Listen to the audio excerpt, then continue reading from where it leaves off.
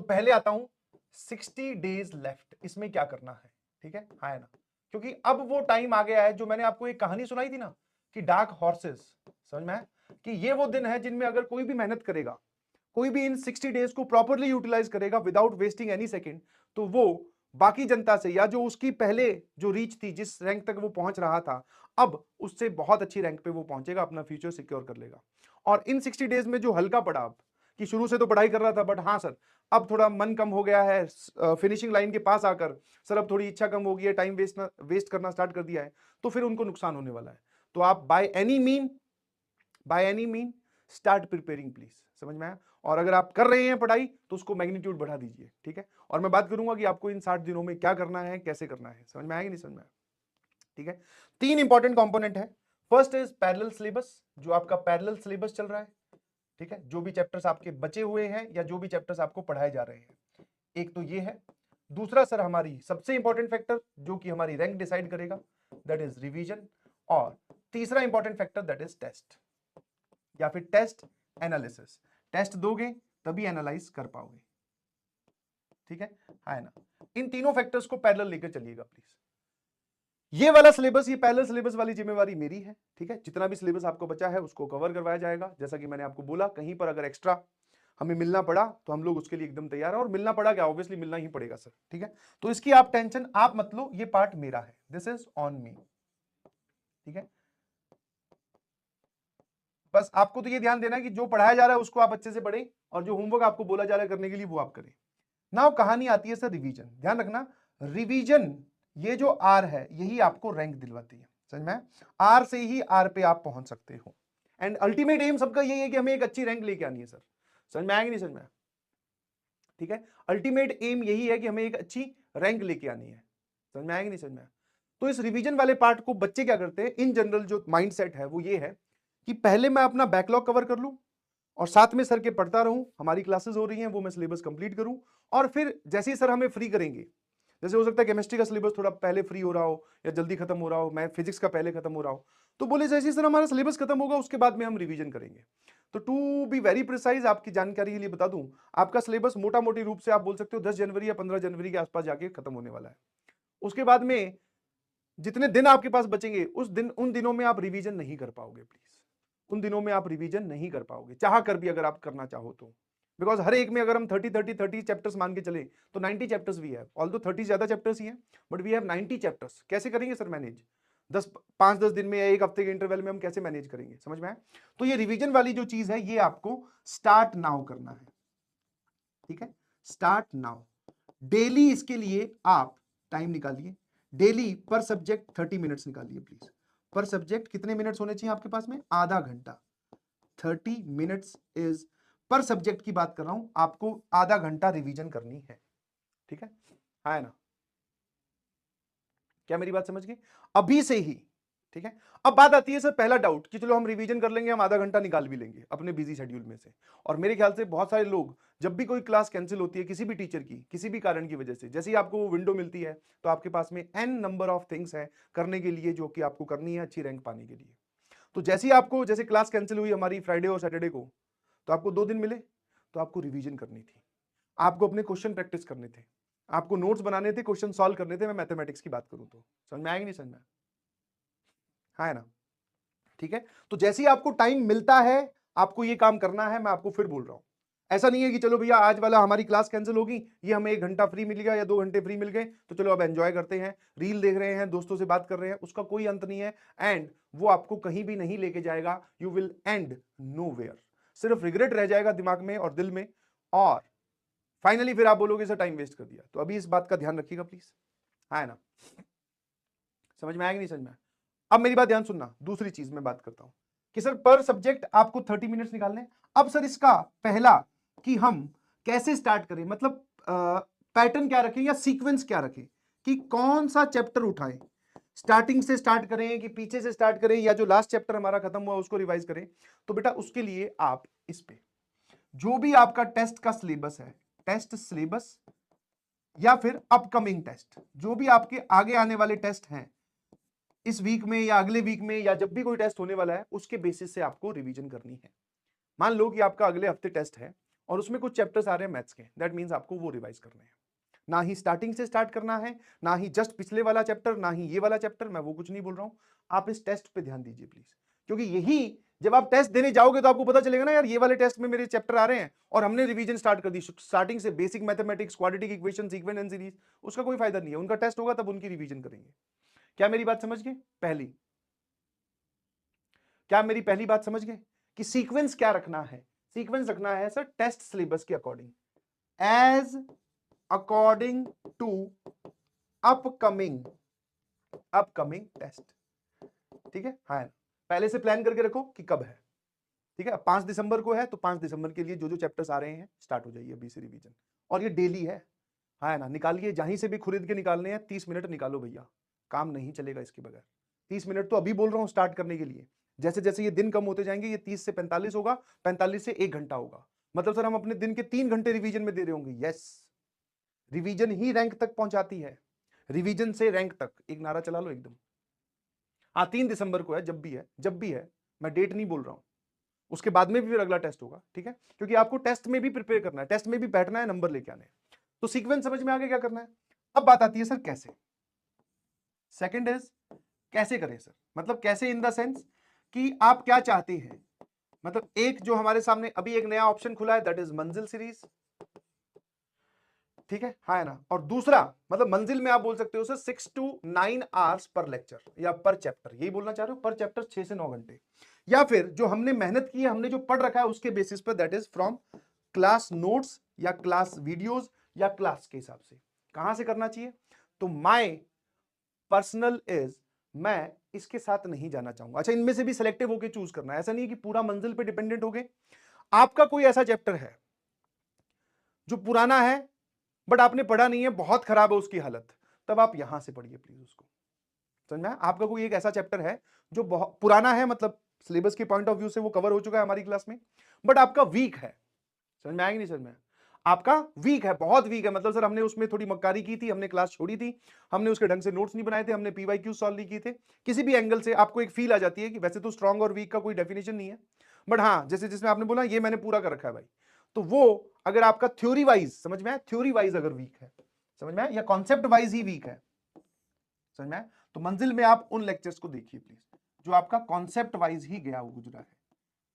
वरना आप ये सोचो कि हाँ यार मेरी थोड़ी प्रैक्टिस कम हुई थी तो मैं वापस मंजिल में देखूं 6 से 9 घंटे बिताऊं एक चैप्टर पर, एक सब्जेक्ट में, नहीं जी। मैंने नोट्स नहीं बनाए थे, मैं वहां से नोट्स बनाऊं, नहीं जी। मैं शॉर्ट नोट्स के लिए देख लूं, नहीं जी। मैं रिवीजन के पॉइंट ऑफ व्यू से देख लूं। इसमें होता क्या है, स्ट्रेटेजी बनानी होती है, तो स्ट्रेटेजी के नाम पे 50% जनता या 50% ज्यादा जनता पता क्या करती है, अच्छा मंजिल सीरीज स्टार्ट हो रही है, स्टार्टिंग से रिवीजन करूंगा या करूंगी, वापस वीडियो देखूंगा, वापस वीडियो करूंगी, जो टीचर वो सामने बैठ के बता रहे हैं वो बात अगर मुझे आती भी होगी तब भी मैं उस बात को फिर से सुनूंगी, या फिर मैं उसके साथ में वो जो क्वेश्चन मैंने कर रखे हैं जिनका आंसर मुझे पता है कि ऐसे सॉल्व होगा, मैं उनको वापस से करूंगी। नहीं जी, आप अपना टाइम वेस्ट कर रहे हैं बहुत भयंकर तरीके से, और एक ऐसे दलदल में फंस जा रहे हैं जिसमें आपको इसके थ्रू आप अपनी कंप्लीट रिवीजन कभी नहीं कर पाओगे, क्योंकि भाई साहब वो तो क्लासेस चल रही हैं पैरेलल में तुम्हारा खुद का, और अगर आप टोटली इस पर डिपेंडेंट हो गए तो मुझे एक बात बताओ, टोटली अगर उस पर डिपेंडेंट हो गए तो मुझे एक बात बताओ, क्या सिर्फ वन शॉट देखने से आप में इतना कॉन्फिडेंस आ जाता है क्या? वन शॉट देखने से सिर्फ इतना कॉन्फिडेंस आ जाता है कि आप कोई भी सवाल सॉल्व कर दोगे? समझे? तो मेरी बात आप समझ गए हैं, जो आपका कॉन्सेप्ट वाइज एकदम खराब चैप्टर जो है, जो यहां पर हमारा कवर हो चुका है, उसको आप उठाएंगे वहां से, और वो भी अभी नहीं, बाद में, जब कोई बात नहीं, वो लेक्चर जब भी हो रहा हो उसको होने दो, आप रिकॉर्डेड फॉर्म में देख लेना, 2x की स्पीड में देख लेना। समझ में? अब आती है बात सर क्लास वाले तरीके से कैसे रिवीजन करें। अब आ जाइए इस पर, ठीक है। अब मैं इस क्लास वाली बात को बोलता हूं, ठीक है, हाँ है ना, ऐप पर जाइए, कोई भी चैप्टर मान लेते हैं, कोई भी चैप्टर हमारा है, मैं बात कर रहा हूं चैप्टर एक्स की, या चैप्टर ए बोल देते हैं, ठीक है। ऐप पे जाइए, नोट्स ओपन कीजिए, अगर आपने नोट्स बना रखे हैं तो बहुत बढ़िया, बट अगर आपने नोट्स नहीं बनाए हैं तो नोट्स ओपन कीजिए, स्टार्टिंग से फटाफट पढ़ना स्टार्ट कीजिए। पढ़ना मतलब कि अच्छा ये होता है, ठीक है, जैसे मान लो स्टार्ट करते हैं लिमिट से, तो सर ने बताया कि लिमिट क्या होती है, बेसिक क्या होता है, ठीक है, उसके बाद में देखते गए, ठीक है। और रिवीजन कैसे की जाती है सर, रिवीजन की जाती है स्पीड में, ठीक है, नोट्स को आपको स्पीडली गो थ्रू करना है, और अगर आपने वो ढंग से पढ़ा है, अगर आपने वो ढंग से पढ़ा है तो आपको चीजें सारी याद रहेंगी, कि हाँ यार सर ने ये बताया था कि ये लेफ्ट हैंड लिमिट होती है, राइट हैंड लिमिट होती है और ये इनडिटरमिनेट फॉर्म्स होती हैं। अब 0/0 इन्फिनिटी वाले क्वेश्चंस में ऐसे सॉल्व करते हैं। वहां पे बहुत सारे क्वेश्चंस आपने नोट्स में या पीडीएफ में देखोगे तो आप देखेंगे कि बहुत सारे क्वेश्चन सर ने सॉल्व कर रखे हैं, उसमें से 60% आपको भी आते हैं, उनको ऊपर ऊपर से देख लिया। जो सवाल आते हैं थोड़े क्रिटिकल, ठीक है। अब देखो मैथमेटिक्स की बात करूं तो क्वेश्चंस आर वेरी इंपॉर्टेंट, ठीक है। तो अगर आपको वहां पर क्वेश्चंस दिखाई देते हैं जो थोड़े से क्रिटिकल है, चैलेंजिंग है, समझ में आया? क्रिटिकल समझ गए कि एसिडिक सवाल भी हो सकता है या कोई बेसिक क्वेश्चंस भी हो सकता है जिसको आपने सॉल्यूशन देखा बट आपको नहीं समझ में आया, आपने उसका सॉल्यूशन देखा बट आपको वो सॉल्यूशन देखने से वो सवाल नहीं समझ में आया, तब आप उस पर पेन चलाओ, उसका डायरेक्टली सॉल्यूशन खुद सॉल्व करके देखो। फिर भी नहीं समझ में आया तो आप उस पॉइंट की, उस टाइम स्टैम्प की वीडियो देख लीजिए प्लीज कि ये क्या बोलना चाह रहे हैं। क्या मेरी बात समझ में आई? हाँ ना? सीटी क्यों नहीं बोल रहा हूं, क्रिटिकल थिंकिंग वाले सवाल नहीं।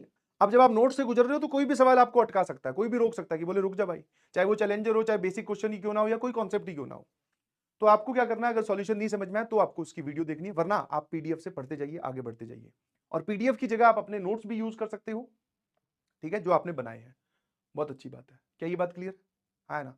जहां रुके, अभी तक आपने कौन सा काम किया? ना ही मैं कुछ लिख रहा हूं या लिख रही हूं और ना ही मैं कुछ बना रहा हूं। ऐसा नहीं है कि पहला पेज खोल लिया, यहां पे लेफ्ट हैंड लिमिट, यहां राइट हैंड लिमिट लिखे हुए तो हम उसको शॉर्ट नोट्स उसी को फिर उतार रहे हैं। नहीं, अब तक पेन कहीं चला ही नहीं है। पेन चला वहां है जहां पर हम अटके एक ऐसे सवाल में जिसका हमें सॉल्यूशन नहीं समझ में आया देखकर। हमारे दिमाग का एल्गोरिदम उस बात को नहीं फॉलो कर पाया, मतलब हमारा दिमाग नहीं पता कर पाया कि ये सवाल सर ने ऐसे क्यों सॉल्व किया या फिर इसका आंसर ऐसा क्यों आया। उस पर आपको पेन चलाना है।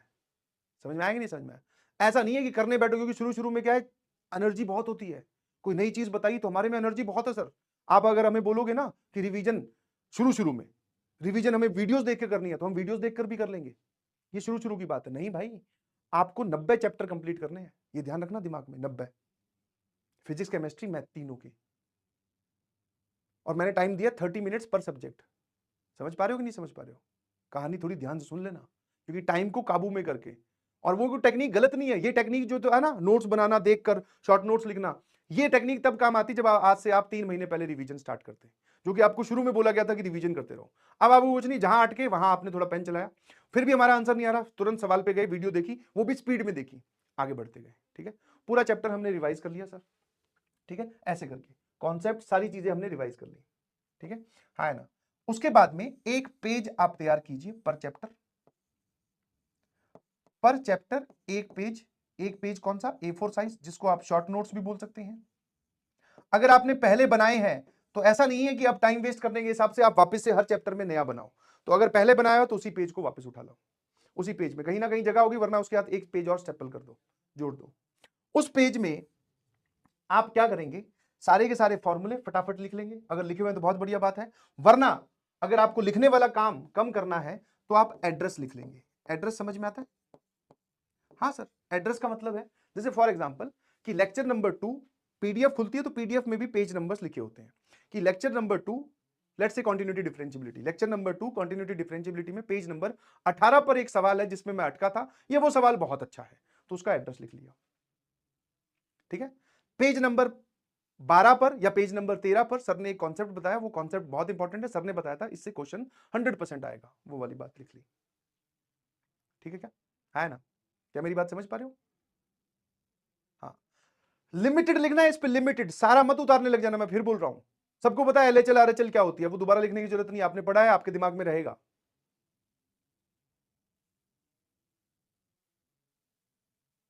है ना? क्या मेरी बात समझ में आ गई? इंपॉर्टेंट क्वेश्चंस, इंपॉर्टेंट क्वेश्चंस का एड्रेस, क्वेश्चन भी उतारने के लिए नहीं बोल रहा हूं, और कॉन्सेप्ट, आप उन सबका एड्रेस यहां लिखते जाइए इसी पेज पर। ठीक है, हाँ ना? क्योंकि ये पेज काम आएगा अब आपकी रिवीजन, मल्टीपल रिवीजन करने पर। एक बार रिवीजन होगी, आपने, हो सकता है सर एक चैप्टर थोड़ा बड़ा है तो उसमें 30 मिनट्स के हमें 3 स्लॉट लगे, 3 दिन में उसका रिवीजन कंप्लीट हुआ, तो वैसे ट्राई करो कि 30 मिनट्स में एक पूरा चैप्टर आपको कंप्लीट करना है। शुरू शुरू में हो सकता है 30 की जगह 45 भी लग जाए, बट कोई बात नहीं, लगा नहीं अभी। और उसके बाद में जैसे ही आपका ये पेज तैयार हो गया, अब इसको आपको तुरंत आफ्टर 3 डेज, आफ्टर 3 डेज, हाँ, आफ्टर 3 डेज फिर देखना है, और उसके बाद में सर फिर आपको 1 वीक बाद में इसको फिर देखना है। 1 वीक बोल दो, मतलब यहां से 3 दिन दूर, फिर यहां से 7 दिन दूर, आफ्टर 7 डेज। ठीक है, बार बार क्योंकि रिवीजन एक बार में कंप्लीट नहीं होता, आपको इसको 7 दिन, इस प्रोसेस जो आपने आज कंप्लीट किया चैप्टर, आपकी तरफ से रिवीजन हो गया, 7 दिन बाद में, फिर 3 दिन, मतलब पहले 3 दिन बाद में, फिर 7 दिन बाद में, गैप के बाद में आपको देखना है। और जितनी जितनी बार आप देखते जाओगे आपकी स्पीड बढ़ती जाएगी रिवाइज करने की। अच्छा ये होता है, ये बताया था, ये इंपॉर्टेंट बातें हैं। एक सवाल था जिसमें अटके थे, सर ने बोला था ये वाला कॉन्सेप्ट 100% आएगा, ये सब बातें आपके दिमाग में चल रही होनी चाहिए, समझ गए।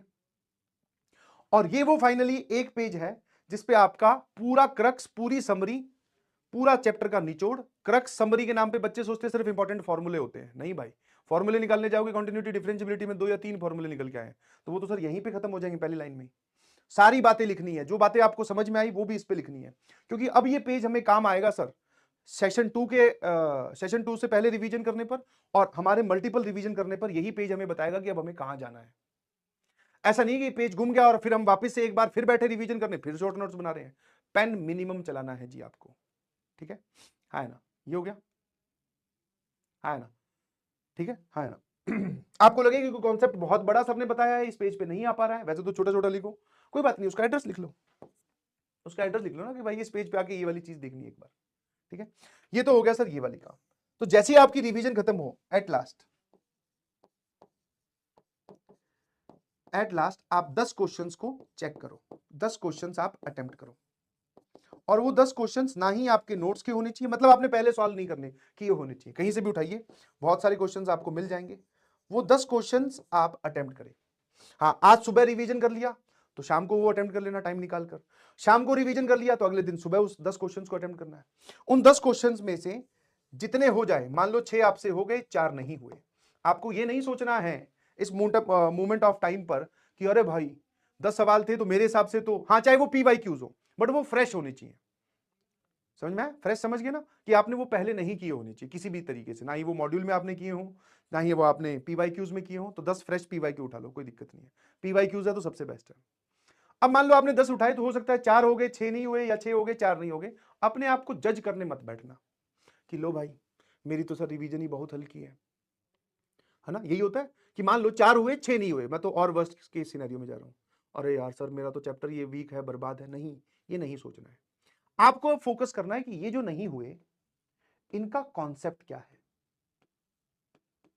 इनका कॉन्सेप्ट क्या है, ये 4 सवाल क्यों नहीं हुए, कारण क्या है, कैलकुलेशन एरर एक कारण है, या कोई ऐसी बात इसमें यूज हो रही है जो मुझे नहीं पता थी, वो जो भी कॉन्सेप्ट आपके सामने निकल के आए इस पेज पे फिर से लिख लो। समझ में आएगा नहीं समझ में, जज बिल्कुल नहीं करना है, ठीक है, जज बिल्कुल नहीं करना है, मतलब ये वो 4 सवाल है जो आपके उन 4 कॉन्सेप्ट्स को जो आप भूल चुके थे या जो आपको लगाने नहीं आए उनको फिर इसने रिवाइज करवा दिया, वो भी सर हमने यहां लिख लिए, ठीक है। ये पूरी कहानी कर कर फिर आपको पहुंचना है टेस्ट देने, और टेस्ट का तो एक कंबाइंड एनालिसिस होता ही है कि हाँ भाई मेरे फिजिक्स में कितने नंबर आए, केमिस्ट्री में कितने आए, मैथ्स में कितने आए, समझ में आएगा नहीं समझ में, वहां पर जो आपसे सवाल गलत हो रहे हैं उसको भी उस पेज पे ले आओ कि एक कॉन्सेप्ट ऐसा आया था, पूरा सवाल नहीं लिखना है विद ऑप्शंस, कुछ नहीं, एड्रेस लिख लो, बहुत ज्यादा लिखने का काम हो रहा है, एड्रेस लिखो। क्या मेरी बात समझ में आ गई कि क्या है गेम प्लान आगे का, अपनी स्ट्रेटेजी बना रहे हो, क्वाड्रेटिक्स से स्टार्ट कर रहे हो, बेसिक मैथमेटिक्स से नहीं काम आएगी, क्योंकि जब तक आप क्वाड्रेटिक्स से करते करते यहां कैलकुलस तक पहुंचोगे तब तक आपकी एनर्जी जीरो हो चुकी होगी, और ये काम डेली। अब मतलब रिवीजन इतनी इंपॉर्टेंट हो गई है, अगर मैं इसको एक भाषा में बोल के बताऊं, आप चाहे क्लास अटेंड करो या ना करो, वैसे ये स्टेटमेंट गलत है, क्लास आपको अटेंड करनी है, बट आपको रिवीजन, मतलब आप सो या ना सो उससे कोई मतलब नहीं है, रिवीजन कंप्लीट होनी चाहिए, है ना। हाँ, ये 30 मिनट पर सब्जेक्ट, समझ गए, है ना। और डू नॉट जज योर सेल्फ, अभी मत जज कीजिए प्लीज, ये फीलिंग कि मैं भूल रहा हूं, भूल रही हूं, मेरे से तो सवाल नहीं सॉल्व हो रहे, सिलेबस इतना ज्यादा पड़ा है, सर टेस्ट नजदीक आया जा रहा है, अभी तो हमारे चैप्टर्स हमें इनको भी कवर करना है, पैरेलल सिलेबस वाली चीज, ये सब बात दिमाग में आएंगी, ये नॉर्मल चीजें हैं, क्योंकि ये आपको डरा कर आपका काम रोकना चाहती हैं, आपको किसी भी हालत में नहीं रुकना है, समझ में आया। एक चैप्टर इन पैरामीटर्स पे जैसे सिखाया, रिवाइज हो गया, डन, आगे बढ़िए, दोबारा उसको मल्टीपल रिवीजन 3 दिन बाद में, 7 दिन बाद में उस पर्चे को फिर देख लेंगे, कुछ चीज भूलने लगे उस पर्चे से PDF पे चले जाएंगे, वहां पे भूलने लगे पेन चला के देख लेंगे, ऐसे कनेक्ट द डॉट, मतलब कनेक्ट द डॉट्स, क्लियर है ना। और उसके बाद में ये रिवीजन करके आप उधर जाइए टेस्ट में, और टेस्ट को अच्छे से शिद्दत से, मतलब मेंस का ही टेस्ट समझते हुए अप्लाई कीजिए, मतलब अटेम्प्ट कीजिए, कि इससे बढ़िया रिवीजन मैं नहीं कर सकता था, नहीं कर सकती थी, मैंने दिलो जान से रिवीजन करी, फिर मैं यहां पहुंच गया। क्या ये पूरी कहानी क्लियर है सबको? एनीबडी हैविंग एनी डाउट कि हाँ सर हमें रिवीजन कैसे करनी है, कहां से करनी है, क्या लिखना है, क्या नहीं लिखना है, सब समझ में आ गया? है ना? इनमें डीपीपीज इन्वॉल्व नहीं है। अगर फिर भी अगर आपने पुरानी मेहनत करी है, देखना जरा, अब पुरानी मेहनत काम आती है। आपने पहले डीपीपी सॉल्व किए हैं, आपने नोट्स बनाते वक्त उन पे स्टार लगाया है, आपने पहले से एड्रेस लिखे हुए हैं, तो उन क्वेश्चंस को रिविजिट कर लो। बट अब अगर नहीं कर रखा तो फिर मत जाना, बट अगर कर रखा है तो जरूर उन सवालों को भी देख लेना कि डीपीपी नंबर 7 में क्वेश्चन नंबर 5 बहुत जोरदार था, बढ़िया कॉन्सेप्ट यूज हो रहा था, नई कैलकुलेशन थी, एक बार मैंने उसको देख लिया, है ना? बट ऐसा नहीं है कि अब आप रिवाइज करने बैठ रहे हो तो आप साथ में उस 30 मिनट में डीपीपी को निपटाने की कोशिश करो, नहीं होगा। ठीक है, क्या ये बात क्लियर है?